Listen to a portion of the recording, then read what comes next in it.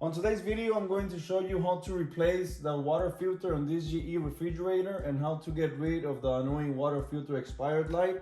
To find the model number of your refrigerator, it's located right here.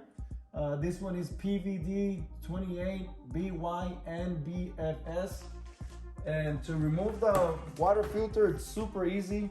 It's located on this door right here. Just open, and water filter is right here. What you have to do is pull like outside, and then just twist and pull, and it comes out. Then to replace it is pretty simple. Just do the same instructions backwards. Just put it inside, twist, push, and then close the door.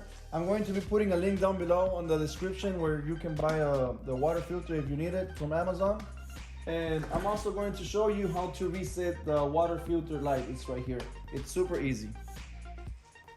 Here we are, we have the water filter expired message. You might think that you have to go into your settings and look for the water filter reset, but it's not here. What you have to do is just get a cup and dispense a little bit of water, and the message will come up here saying confirm filter change. What you have to do here, just click on filter and swipe down for 3 seconds. And you should see, boom, right there. Message is off and you're good to go.